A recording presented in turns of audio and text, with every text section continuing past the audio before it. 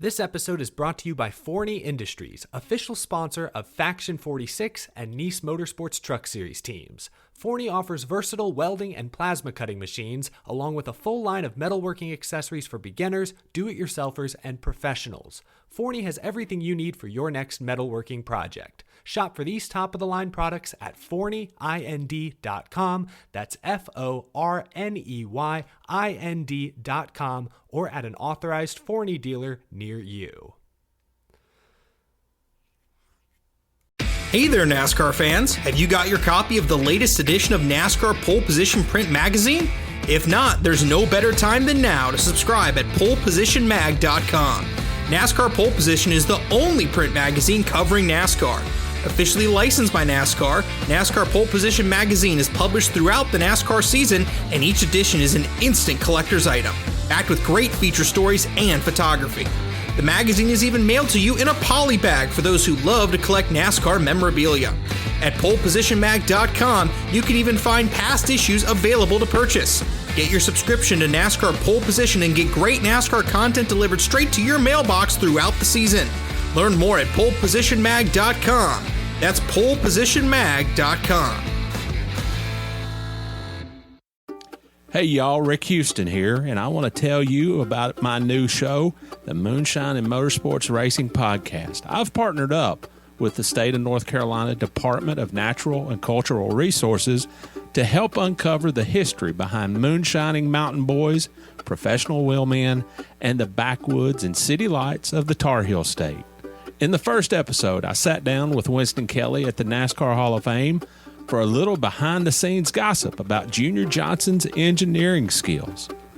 He's got two things in his hand, pipe wrench and channel lock pliers. And they weren't new.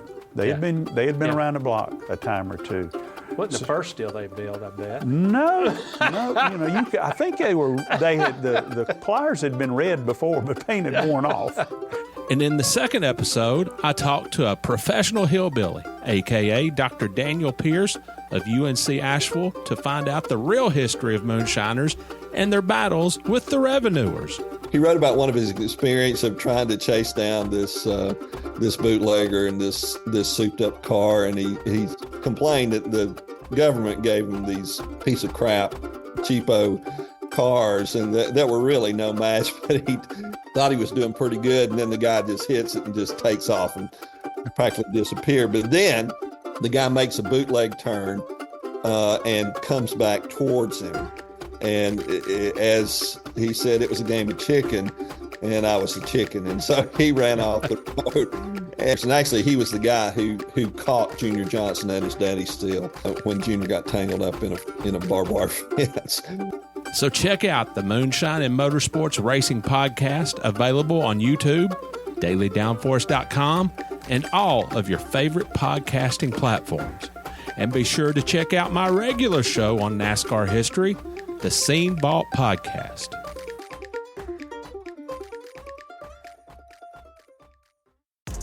Welcome to the Pickup Throwdown Truck Series Podcast, the only NASCAR podcast that's always down to truck. And now, your host, Dale Tanhardt. Well, ladies and gentlemen, welcome to the newest edition of the Pickup Throwdown Podcast, exclusively covering the NASCAR Craftsman Truck Series. I'm Dale Tanhardt, joined by Lipowski 18 on social media. That's Joshua Lipowski. Check out everything he's got going on thedailydownforce.com, along with everything everybody else has going on thedailydownforce.com. Be sure to bookmark it. Check them out on social media, Twitter, Instagram, TikTok. You know the rest. We had a great racing weekend at Kansas Speedway. Just wrapped up with the Cup race. Look, we gotta mention it. Closest finish in the history of NASCAR. We love to see that, and it's almost like naturally and understood. It's understandable. People kind of forget. We had a pretty good truck race on Saturday night, which is, by the way, I totally misspoke at every single moment last week. I kind of assumed we were going to have an Xfinity race when we recorded last week, and that the truck race is going to be on Friday night. Actually, it was on Saturday night. We had ARCA early Saturday, leading us into the truck race Saturday night. And it was a good race. A lot of what we talked about, the storylines we talked about with certain drivers, certain teams.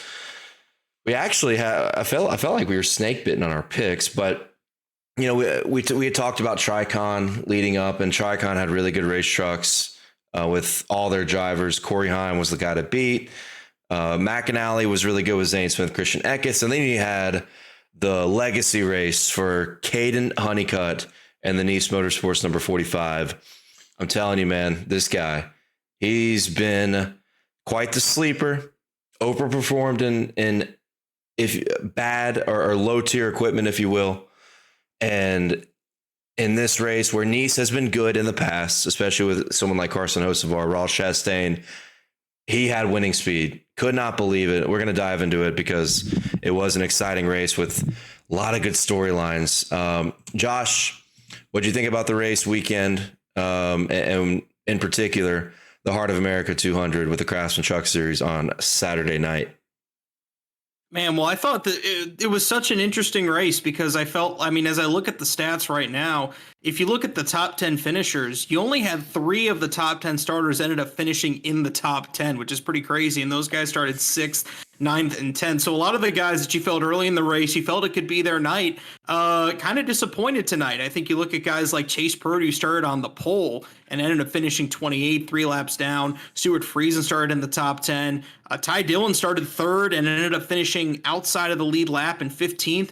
But in their place, there were guys like Kaden Honeycutt that had a great race. I mean, that's his 3rd top 10 of the year in 4 races for Nice Motorsports. I really hope that Kaden Honeycutt finds a full-time ride here sometime soon. I think Nick Sanchez coming from the back to finish 6th. Awesome race for him. Great to see Zane Smith up towards the front, just because I feel like I believe Zane Smith's really talented, and I was really happy to see him get a good run here. Consistent run for Christian Eckes as well. Also, Brett Moffitt, his triumphant return to the Truck Series, nabs a top 5. I'm thrilled to see what he does in that Tricon truck here for the rest of the year, to see kind of what he does. Tanner Gray, fresh off of a heartbreaking loss in the ARCA race earlier that day, ends up getting a top 10 as well. Dean Thompson, shout out to him for a top 10 as well. So I just loved that. I thought it was cool to see. I mean, the fact that there were a lot of guys that kind of went from the back to the front throughout the night was definitely very interesting to watch and definitely a lot of fun. But ultimately, the top 3 guys of the night were undisputedly Corey Heim, Zane Smith, and Christian Eckes. And Corey Heim dominated, won the first stage, nearly won the second stage, and ended up walking away with a win after absolutely dominating that 3rd stage. As I look at it, he took the lead on lap 70, and he never got rid of it except for a pit cycle. So incredible run there for Corey Heim. Really good effort. And especially, I mean, I got to be honest, I really love seeing Corey Heim dominate just because, I've talked about this a couple times on the show. Corey Heim is a guy that, think about it. Last year, he was really good, but only won 3 races. And when you're used to seeing these truck champions oftentimes winning 5, 6, maybe even 7 races in a season, Corey Heim kind of can sometimes give off this vibe that he's a guy that's really, really consistent, but maybe isn't the most dominant force out there. He dominated on Saturday night, and that was really cool to see. And he got his 2nd win of the year, 8th top 10, his 6th top 5. He hasn't finished worse than 10th all season long. And I think that Corey Heim showed that level of dominance that I think if I want to put him firmly as my championship favorite, I think performances like tonight, like Saturday night, are exactly what we would need or what he needs. Yeah, well said. Good recap there. Dean Thompson in the Tricon fleet, kind of felt like the one Tricon guy we may have slept on. I certainly slept on him, just in my betting preview on Dale Center. He comes up with the top 10. Interesting with Tricon, when we talk about Corey Heim in this mix too, none of them qualified well. They all qualified outside the top 10, and they all ended up running in the top 10 with the exception of Taylor Gray, who was my race winning pick. Tried to call my shot. And of course, the first race of the season, he doesn't finish in the top 10. He kind of crept up there late and then had to hit the wall, blew a right front tire, and that was it. So Tricon Trucks had a lot of good speed with Dean Thompson, Brett Moffitt. Great to see him back. I hate to see the mustache go, but the speed was still there. We'll see more out of him in 2024 as well. Nick Sanchez had a quiet night. He finished 6th after failing inspection 3 times pre-qualifying. He worked his way through the field and got another top 10. Daniel Dye with another top 10, quietly getting better and better, getting more consistent finishes. And then we had one lone Ford in the top 10. That was Matt Crafton, which Kansas has been a pretty good track for him overall. And he did secure a top 10. Ty Majeski crashed on lap number 2, blew a left front tire, hits the wall, out of the race. And you had mentioned this. I did not realize this pre-recording. That was the only caution that wasn't a stage caution the entire race. That was the only actual natural caution that we had, which I think is a great thing. We saw good quality racing in the truck series. We didn't have a wreck fest, a caution fest. Races like this really help the environment of the truck series. When you get full natural green flag racing where we can actually see the talent, we could see who's got the best race truck on display with a little amount of chaos, not just in the truck series, but in the NASCAR world, we see so much chaos week in and week out. Everything's chaos. It's built upon chaos. It's refreshing to see a good natural green flag race, which is what we saw in the Craftsman Truck Series on Saturday night. Very, very refreshing. And yeah, we know the Cup race was insane, but I really did enjoy this truck race on Saturday night. And the one guy we really got to talk about here, you talked about how Corey Heim, Zane Smith, Christian Eckes, you said undisputedly were the top 3 guys. I think you could make an argument that Kaden Honeycutt had potential winning speed and may have, before that last green flag pit stop, this dude was tracking down Corey Heim. I mean, he was running him down in that number 45 truck that we really haven't seen super competitive, at least from a winning standpoint, since Carson Hocevar left. Bailey Curry's had some good runs. He finished 11th. Matt Mills has really struggled. Thad Moffitt in a faction truck, which is a satellite of Nice, really, really struggled.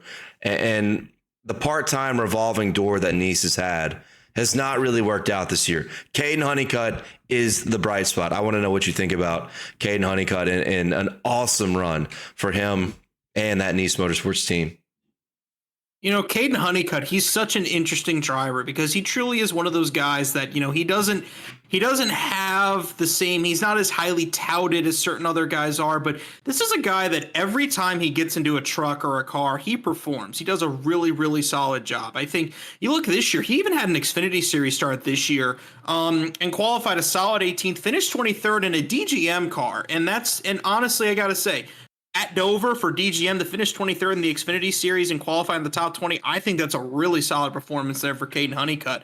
But I think you look at how he's done in the Truck Series here to this point, and even last year, you saw how Kaden Honeycutt was doing last year when he got his few opportunities. He got a couple of opportunities. He was able to get a top 10 at Bristol Dirt for Roper Racing of all teams, and that's a team that DNQ'd at Daytona. He came back and was able to get himself a top 10. He got a top 10 for Young's Motorsports at Darlington. That's not a team you expect to run top 10 at Darlington. And also got a top 10 at Phoenix for the same team.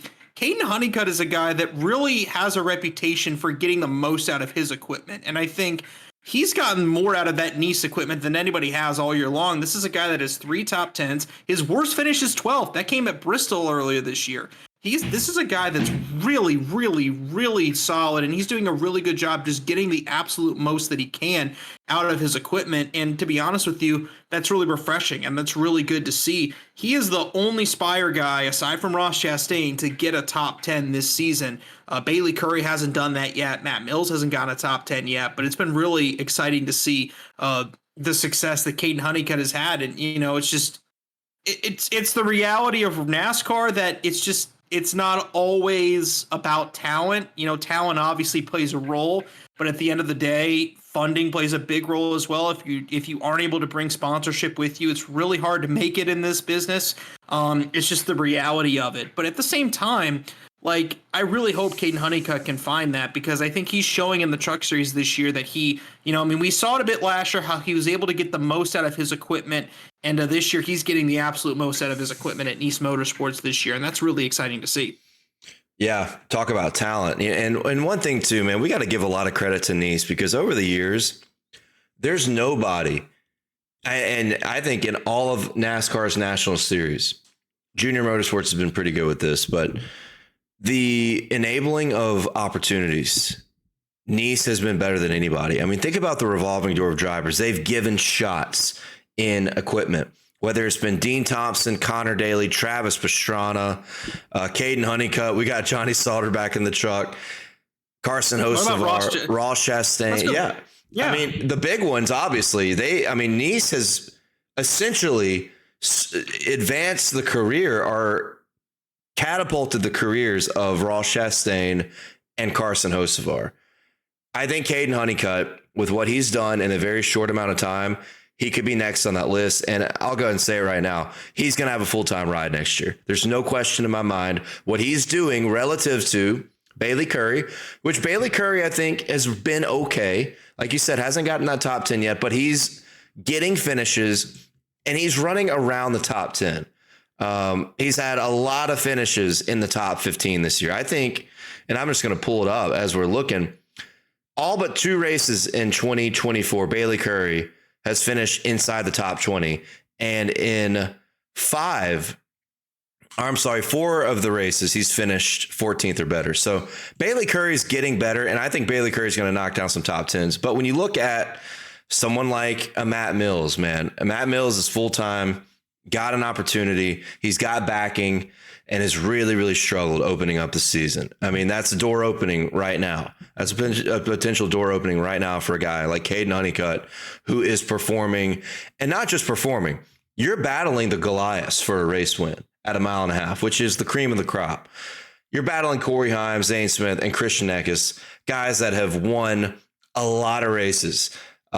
Champion, coulda, woulda. I mean, Corey Heim should be a champion, let's be real, but big time race winners in the series. Kaden Honeycutt is right there with them in equipment that we would think is not up to par compared to Tricon, McAnally, and even Spire, which one thing we didn't mention, Spire off night, extremely off night with Raja Caruth finishing 13th.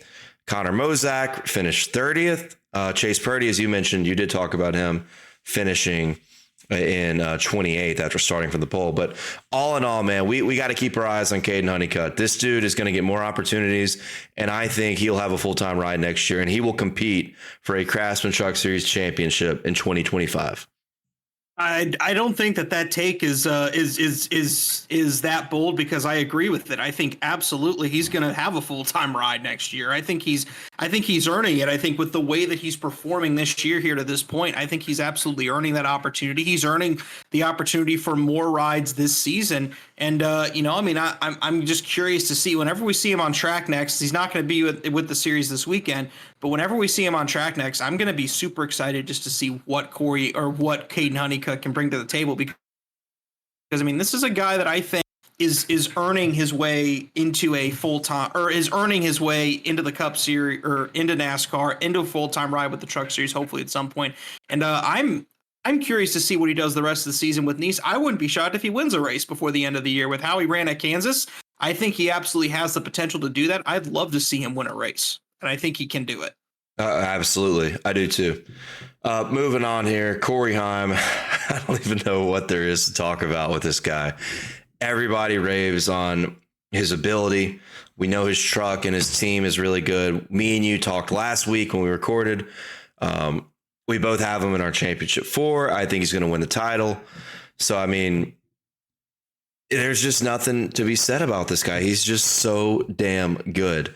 And right now he's got the field in a stranglehold, I believe, in this playoff crunch we're going to experience over the next 6 to 8 weeks, or 6 to 8 races.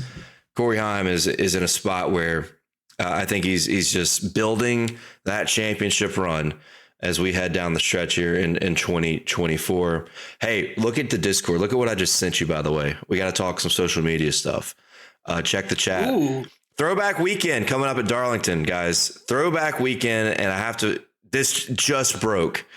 Stuart Friesen's running and look, I'm not a Jimmy Johnson guy. Anybody that knows me knows how I feel about Jimmy Johnson, but that's a sexy paint scheme he's throwing back to. And to get that Hendrick font on that number 52, we got to check that out. Guys, check out Stuart Friesen's Twitter, where he just posted on Monday afternoon as of 4:35 p.m. Central Time. He is running a Jimmy Johnson throwback this weekend from the 2010 Coke 600 red, white, and blue patriotic paint scheme on that number 52 Toyota. Stuart Friesen at Darlington with a beautiful paint scheme. This will be fun to see in person if anybody's going out there this Friday night for that truck race. Another Truck Night in America event, by the way. Isn't that paint scheme nice, dude? Look at that. That is a beautiful paint scheme. I'm a fan of it. I love it. I absolutely love it. I just have to. How did Jimmy Johnson do in this paint scheme? That's what I want to know. Every time they throw back to these schemes, I always am like, okay, are you throwing back to a good race or are you throwing back to a bad one? So I'm going to look that up right now to see how exactly Jimmy Johnson did in this paint scheme. I think regardless. I think he did, because Johnson had a bit of a stranglehold there on Charlotte Motor Speedway there for a few years. I remember. I think back then it was called Lowe's Motor Speedway. So if anybody that has a tinfoil hat handy, you can connect the dots there. But regardless, let's see exactly how Jimmy Johnson did. I'm on Racing Reference right now. How did he do in the 2010 Coca-Cola 600? He did not win. Kurt Busch won. In the Miller Lite. Johnson finished 37th after leading 36 laps. Wow. Was that when he blew an? Maybe that was when he blew an engine. Remember that? No. That was 2011. That was the year that Chad Knaus dropped an F-bomb on national television. That's what I was going to say. I thought it may have been that year. Which I heard that as an 11-year-old. I don't know if my dad necessarily wanted me to hear that, but no, it's okay. Anyway. No. The more. The country's a better place with more F-bombs on national TV. That's the way I feel. But we're going to get into that Darlington preview here in a second. We did have one fight, and I want to highlight this. Check out NASCAR on Fox on YouTube, and you can see what we're about to get into. We did have a disagreement, an argument. Layne Riggs and Cam Waters got into it. Final lap, Cam Waters just absolutely used him up. Coming to the checkered flag. They're battling for 18th, 19th. Ford's just continuing to struggle. And this is a good segue into that topic. But first, Layne Riggs got out of his truck, extremely pissed off. They talked some trash to each other. No fists, no physical contact from the video, it looks like, but very, very heated exchange after the race on Saturday night. And Layne Riggs, we've talked about Layne Riggs way too much on this. We're waiting for the big run. We're waiting for the good finish. We're waiting for the winning speed we've seen out of the 38 truck. And I want to go to you on this incident, what you thought about it, and segueing into, is this a Layne Riggs problem? Is this a number 38 team problem?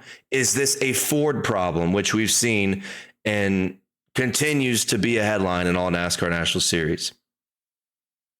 Well, first of all, I think on the incident, and I think 100% Cam Waters' fault. And I think what happened is, I think it was probably two drivers that were really frustrated at the end of a race where they probably didn't do what they want, where they didn't do as well as they wanted to do.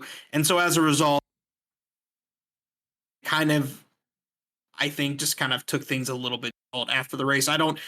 I mean, personally, I don't love using somebody up for 19th. Like, it's like, come on, like, you're running 19th. It pays $5 more. I don't know what are you gaining running that hard for 18th place? I don't know. I understand that. I know that that's something that a lot of team owners will talk about too. It's like, look, don't use up a truck for an extra position for one extra position on the track. But I think looking at Layne Riggs, Layne Riggs is such an interesting case, because there are definitely races out there where I look at it and I point to, definitely not on Layne Riggs. I think you look at a race like Martinsville, absolutely was not on Layne Riggs at all. He was a pinball and people just kept wrecking him for no reason. Coda, absolutely not on Layne Riggs, not on him. That was a mechanical problem. That was not on him. You look at the other races on the schedule. Obviously Daytona got caught up in an accident. It happens. It's super speedway racing. Atlanta, similar story. The inspection failure, obviously not his fault.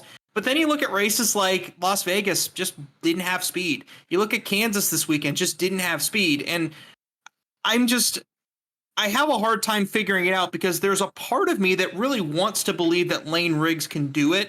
I think because you look at races like Martinsville, where he showed that talent. You look at races like Bristol. You even see how he was running pretty well at COTA before he had all the mechanical problems. Thought he was doing pretty well. And I think you want to have some belief in him. But I think you also have to look at the Ford guys and look at how Ford did on Saturday night. One Ford in the top 10, and after Matt Crafton, who's finished 10th, every other Ford in the field finished 16th or worse. So almost every Ford was in the back half of the field. And I think that just tells you all you need to know in my eyes. Ford is absolutely just not something is wrong with Ford right now. That's the bottom line. And it's across all three National Touring Series. Something is wrong with Ford, and I don't know what it is, but I don't think that it's all on Ford. I don't think I want to put it all on Riggs. I don't think I want to put it. I think it's a combination of both. I don't think it's ever just one thing. I think if there's anybody I would absolve, it might be the race team, because I think that Front Row Motorsports has proven what they can do, and what's going on is not isolated to them. It's Ford. So honestly, I think it's a combination of a little bit of Layne Riggs, probably some inexperience, and I think it's also just Ford that's really, really struggling. But it's really been disappointing, because I felt like it's just, we see these flashes, like, and Dale, tell me you see them too. Like, we see these flashes where Layne Riggs shows like he can run in the top 10, he can do really well, and then he just falls off, like one reason or another. Something happens, whether it's an error on his part or something else. Yeah, my biggest issue or my biggest confusion is the fact that this 38 truck was really, really good at this exact racetrack, like a Kansas. Its strength was the 1.5 miles, was Zane Smith. Todd Gilliland as well Todd was pretty good at the road courses too, and knocked off good runs at a lot of different racetracks. But over the past few years, Zane Smith had been awesome at the 1.5 miles. And yeah, we see the Ford program, like ThorSport is off, which other than Ty Majeski over the past year or so, and Ben Rhodes winning at Charlotte last year, they hadn't been great at the 1.5 miles. Just when you look at the collective Ford program in the Truck Series, but I really wonder what. I think it's a combination too, man. I think it's a combination too. I think Layne Riggs, in a short period of time before he was full time in this ride, proved, okay, this guy could be pretty good. He just hopped in a truck and had speed. That's what we're looking for, right? That's like the Kaden Honeycutt deal. He's hopped in trucks, limited opportunities, and had speed. Layne Riggs did a little bit of that too in 2023. So I think it's pretty perplexing, right? Because I expected this to be the track. I bet my own money on Layne Riggs before practice and qualifying. I expected this to be the track that was Front Row's strong suit in the Truck Series. And I expected that exact sentiment to continue into last Saturday night. And it sure as hell did not. So interesting. We had the fireworks between a couple Ford drivers. And they could have used some of those fireworks in the engines, I would say, inside of their Ford F-150s, because they're just off. They're just extremely off in 2024. So it is what it is at this point. We'll see what they can bring to Darlington. Maybe we can see somebody in any of the 3 NASCAR National Series knock down a win. They're going to have 3 shots at it this weekend at Darlington, which is what we're going to move into. I want to go ahead and point something out. Check out the Daily Downforce if you want to see throwback schemes. DailyDownforce.com. Every 2024 Darlington throwback scheme so far is updating as we get new throwbacks in. And in particular with the Truck Series, Tricon has done a really cool job. They're announcing, it seems like, a throwback every other day with their entire fleet. They are nailing it just on the details, right? Just on the details. And they're having incredible breakdowns of the details to what they're throwing back to on their Twitter page at Tricon Garage. So check that out. We've got Tyler Ankrum throwing back to Days of Thunder. We've got a lot of grassroots throwbacks, like with Christian Eckes, with Jack Wood. Thad Moffat's got a really good looking Petty 75th anniversary throwback. We just talked about the Stuart Friesen Jimmy Johnson throwback.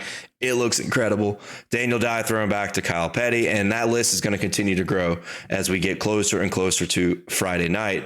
So be sure to check that out over on the Daily Downforce. Let's talk about a race preview for Darlington. Buckle up, South Carolina 200. This has always been a really fun race. I've gotten to go to this race twice, and I've loved it. The Friday night truck race at Darlington in the spring is incredible.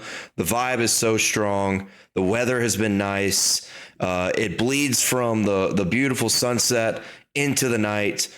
And you can see the whole track too, just from if you sit like middle top of the front stretch, you can see the entire racetrack, which is always, to me as a race fan, spectating is a cool thing. So all good things heading into this weekend. Josh, I'll let you go ahead and start with the entry list. Any new additions, anything that sticks out, let us know what we got heading into Friday night. Oh, the entry list is a very interesting one this weekend. So in terms of numbers, it's kind of a short entry list. Only 32 trucks are in the field this weekend. So no go or go homers, none of that going on this weekend. But a few notable entrants that are in this weekend. We have a pair of Cup Series guys that are going to be starting this weekend. Kyle Busch will return in the number 7 Spire Motorsports truck, while Ross Chastain will take the reins of the number 45 Nice Motorsports truck as well this weekend. That will be very, very interesting to watch. A couple of other notables: Mason Maggio getting an opportunity for Reum Brothers Racing, and Connor Jones returns behind the wheel of the 66 Thor Sport truck with Cam Waters. He replaced Connor Jones there for last week. Jones is back in the field here this week. Aside from that, it's the typical cast of characters that you would expect. Here, Colby Howard is driving the All-Star truck for Tricon Garage, the number 1. He's going to be in that one this weekend. That'll be interesting and a lot of fun to watch. And but aside from that, again, a lot of the same cast of characters that are heading this weekend here to Darlington Raceway. 2 Cup Series guys in the field. Kyle Busch, by the way, this will be Kyle Busch's final Truck Series start of the season. This is it for him. This is his 5th. Cup guys are limited to 5. This will be it for him. And it'll be interesting to see what he can do. A few Cup guys in the field for Xfinity on Saturday as well, but really excited to see how Kyle Busch can do in this Truck Series, in the Truck Series this weekend. If he can get his 3rd win of the 2024 Truck Series season. I'm not excited. This is an awesome race, and I hate that we got Cup guys in it. If I told you this when we were off, when we weren't recording before.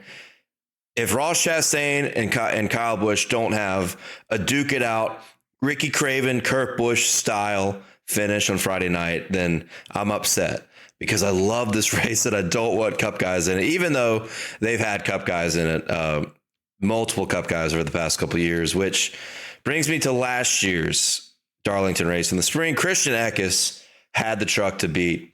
He led 82 of 147 laps. En route to a victory, Stuart Friesen ran 2nd. That's like, I don't even remember how that happened. I need to watch a replay of this race and see how it unfolded because William Byron ran 4th. Bubba Wallace ran the All-Star Tricon truck, ran 7th. Corey Heim led a lot of laps and finished 8th.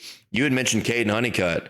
This was when he was in that Young's Motorsports truck and got a top 10 in this race 1 year ago. So I think we should do our predictions here and try to predict. I'm looking at my predictions from last week. I got it right on the Tyler Aker fade. He finished like 20th or something at Kansas. But I had Taylor Gray as my winner. Awful pick. And I had Stuart Friesen as my underdog. Awful pick. How did your picks go? Give me a refresh on what you had. Because I think you had Ty Majeski. Yeah.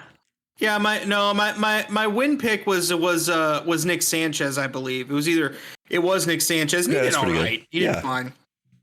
He did fine. My fade was Stuart Friesen, which looks really good. My dark horse was Taylor Gray, which I was really disappointed about because I was with you. I felt like Taylor Gray could have won that race last weekend, and he just wasn't there all throughout the night. So I was 1 for 3, so batting .333. So if we're playing baseball, that's considered really good. So yeah. I am a huge baseball fan. So I will count that as a win for myself. That's fair. So as we said, Christian Eckes won this race last year. Eckes has been no question, one of the top dogs in 2024 again, like he was in 2023. This kind of kick-started, he did win Atlanta spring of 2023 as well, but this race kind of proved he could get it done on the intermediates and a different type of racetrack other than a drafting track. And it was big in catapulting him to didn't have a championship, but catapulting him to legitimacy as a championship contender. What do you think about it? Do you think what do you think his chances are of going back to back here based upon what they had last year with McAnally and what they've had this year starting out? Finished second and third at Kansas. Darlington's a lot different than any track we've been to, though, in 2024. So I want your thoughts on Eckes. Can he beat these two Cup guys in Kyle Busch, Ross Chastain? That's tough because Darlington's a racetrack that's really, it's a track that comes down to experience because Darlington's not a racetrack. You don't just rock up to Darlington the first time and get it on lap one. It's not that simple. Darlington's a really hard racetrack to drive. It's something you have to learn. It's something that you have to develop. It's really difficult to do. So, going up against guys like Kyle Busch and Ross Chastain that have raced, heck, Kyle Busch won at Darlington in 2008, which was 16 years ago now. So, like, Kyle Busch has won at Darlington a long time ago. He's been racing there for a long time, ever since Christian Eckes was literally a kid. So, as a result, it's going to be really tough this weekend, I think. But the fact that he does have a win there is a big help. I think that this is a weekend where I think experience, is going to be king. And what Christian Eckes has is he has experience running up front and experience also leading laps Darlington. Let's not forget, this guy's been in the Truck Series for, I think, like 3-4 years now at this point. So he's been at Darlington a few times. He knows his way around there. He's been there a while. And, kind of if you notice, like last year, if you look at the top five, guys like Christian Eckes, Stuart Friesen, William Byron, Carson Osafar, Raja Caruth, all guys that have been in the Truck Series for a long time.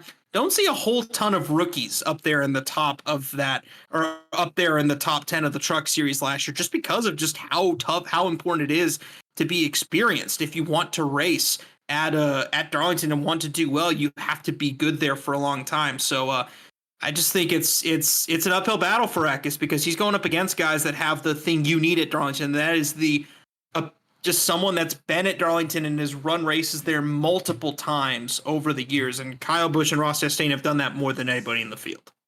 Yeah, and I'd love to talk more about Corey Heim, trust me. But I'm worried, we talk about guys that could beat the Cup guys.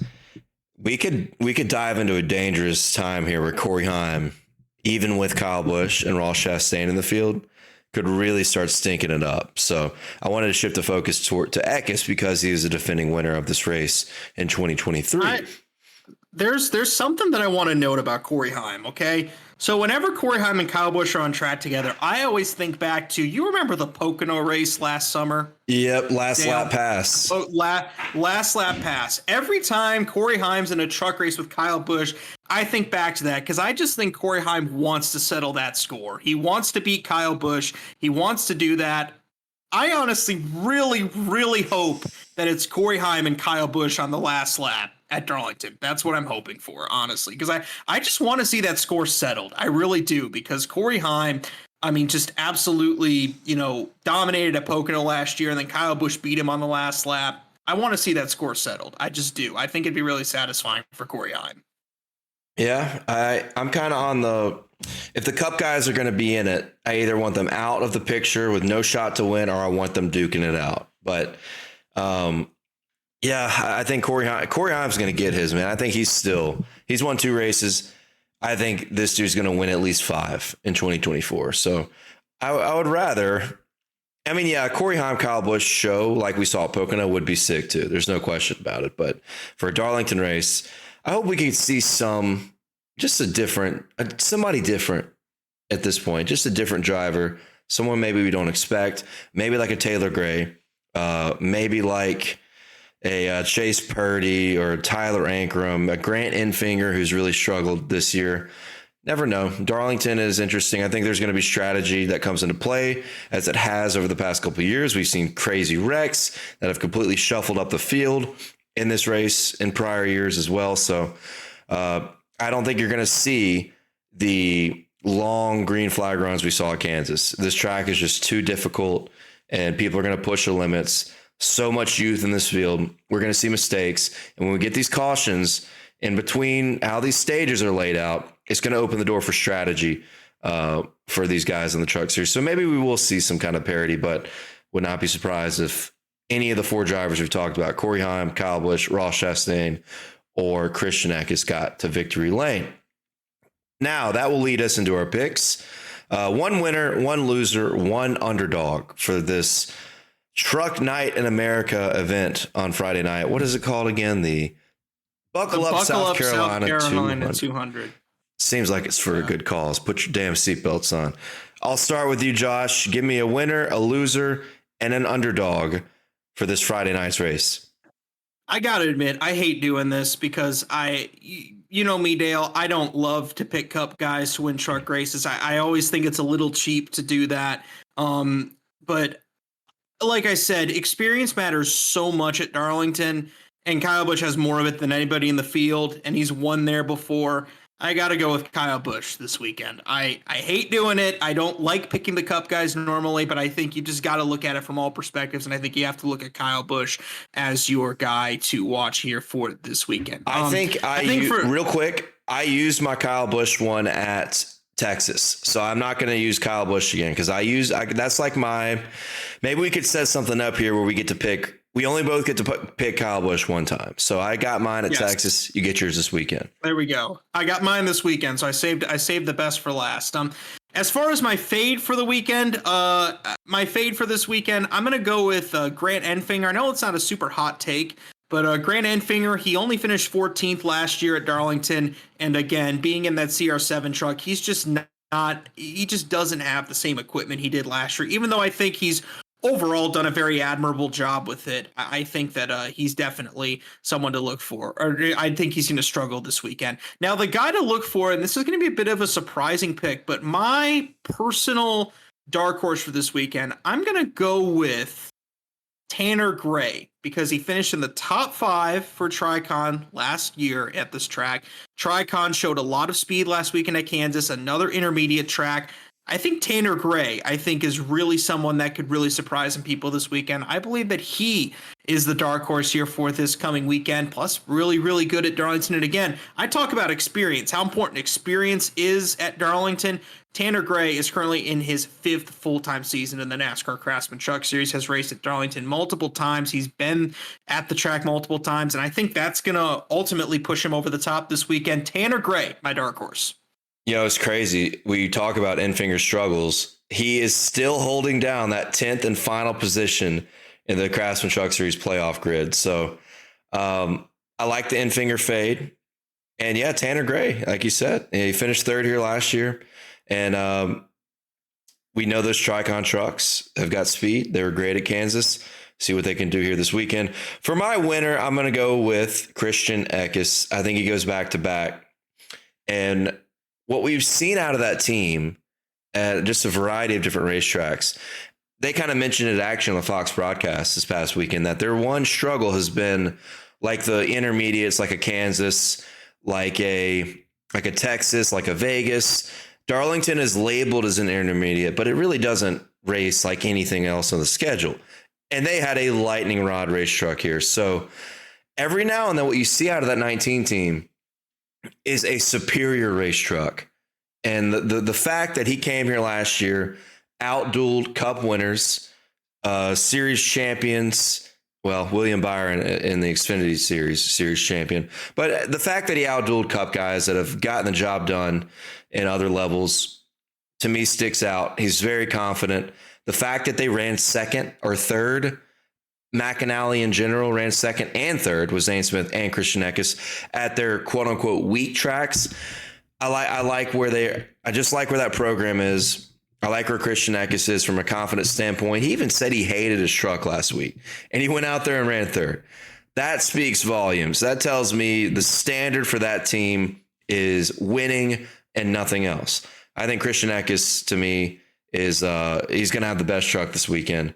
Little concerned. I know we got Kyle Busch in the truck. Little concerned about Spire with what happened at Kansas bleeding into this weekend at Darlington.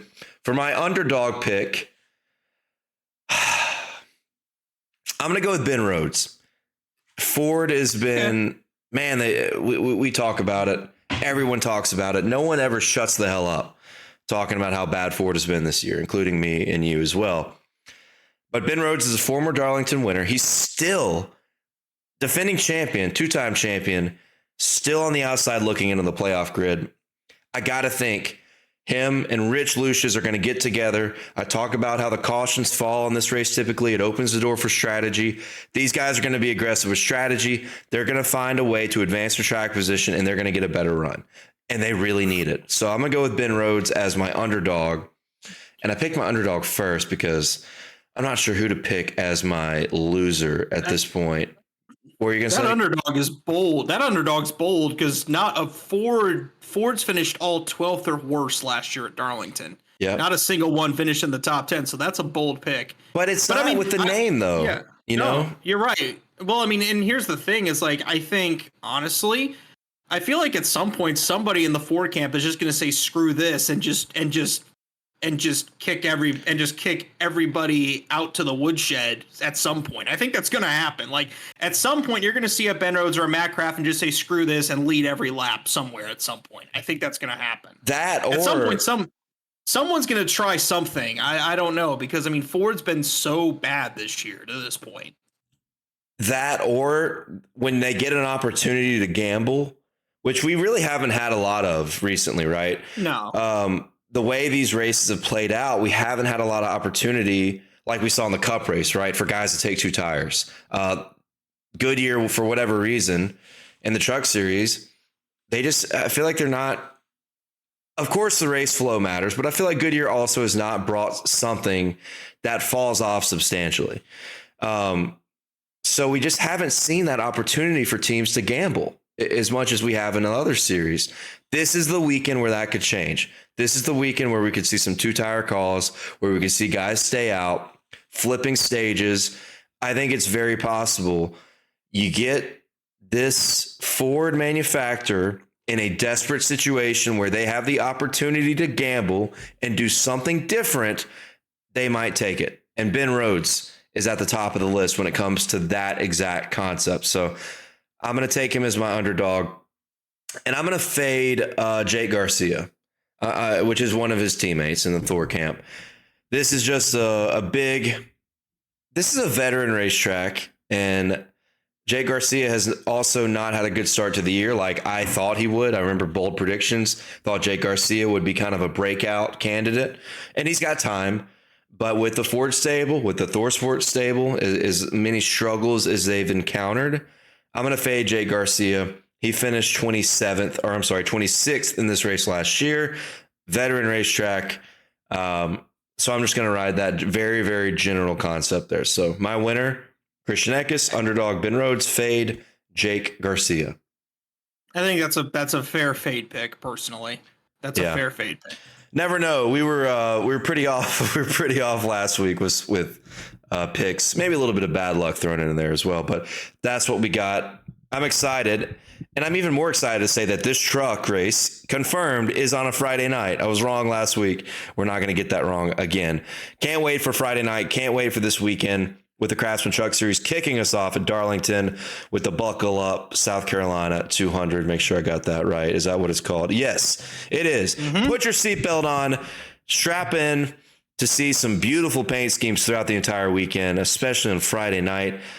Keep an eye on the dailydownforce.com, not just for all your breaking news and your headlines, but for that paint scheme article. As every new paint scheme gets dropped, they're updating it. Good stuff over on the dailydownforce.com. Follow us on social media, J Lipowski 18 on Twitter. Check him out for all his breaking news. I say his breaking news. It is the breaking news. Very good job of keeping up with everything NASCAR related over on the Twitter bird, or X, as some people would say. Follow me at all social media platforms at Dale Tanhardt for anything and everything NASCAR motorsports related. And if you like what you heard today, please subscribe, share, like on your favorite podcast platform. And man, I'm ready for some Darlington racing, Josh. I'm just pumped. I am. Darlington is one of my favorite racetracks on the schedule. And by the way, I haven't been to a truck race at Darlington. I got to go to the Southern 500 there in 2017. Please go. If you can go to Darlington in person, please do, because it is there's nothing like it, because there's no track like it on the schedule. Seeing those guys ripping the fence down like right up against the wall is always amazing to see. It's amazing to watch. It's a great atmosphere, old school. It's everything NASCAR should be. It's a great racetrack. So please, if you are in the area, buy a ticket, come out to Darlington on Friday night, particularly for the truck race. Stay around for a Cup and Xfinity if you can. But I'm with you, Dale. Darlington's a great place to watch a race, and it's a great place to see a race on TV too. So I'm excited.